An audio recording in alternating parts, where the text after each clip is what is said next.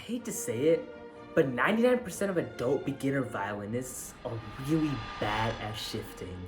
So today, I'm gonna fix that. So we'll cover number 1, what is a shift? Number 2, how do you shift and why most people fail to get a successful shift? And number 3, what are some strategies that pro violinists use to shift that you can use as well? Okay, so shifting means moving your left hand up or down the fingerboard in order to play higher notes. This helps improve your sound and makes your playing sound a lot smoother. But why do most people struggle to shift so much? There are many reasons for this, but one reason is that they don't know how a proper shift is conducted. Most people just let their fingers jump to the next note, but that's not how you do it. That's not reliable, and it'll only get you the results that you want 50% of the time. Here's how to conduct a proper shift. Step 1, release the pressure from the string. Step 2, slide up to the position you want to be in, while still touching the string. And step 3, press down for the desired note.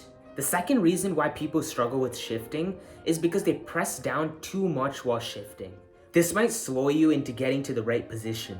I'll put it out there that there is a time and place to do this type of sliding shift, which is called portamento or glissando, but since you're a beginner, let's not worry about that right now. The third reason you suck at shifting is because you're pressing your thumb too much.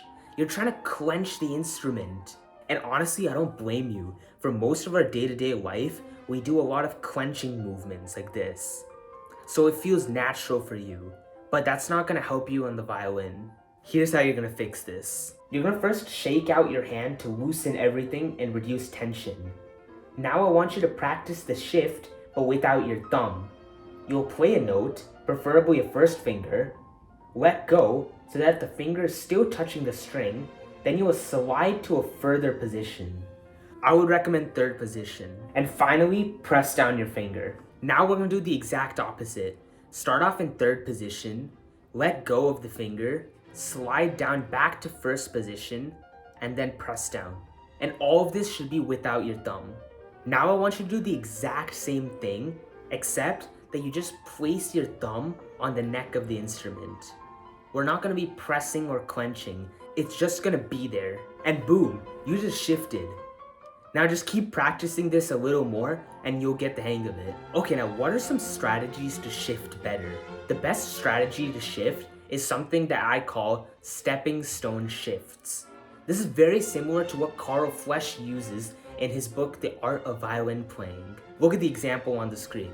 We start off with the first finger B. Then we need to play a third finger for F, which means we have to shift up to third position.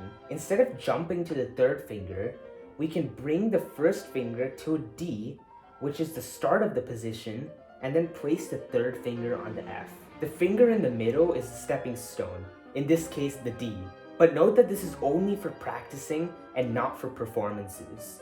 When practicing, start off by using the stepping stone shifts, then slowly transition out of them.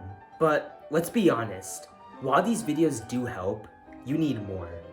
That's why I want you to check out the first link in the description. It's just a Google form so that we can have private lessons together. The lessons will be super beginner friendly so that we can work out skills that you want, like vibrato and spiccato, while also learning music from composers like Beethoven and Mozart. To get started, I need you to scroll down and click on the first link below.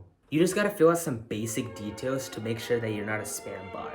And then within a week, I'll send you an email personally so that we can schedule a lesson together. Our first lesson will be just to see if we're a right fit for each other. And yeah, once you're done with that, click and watch this video here. Thanks.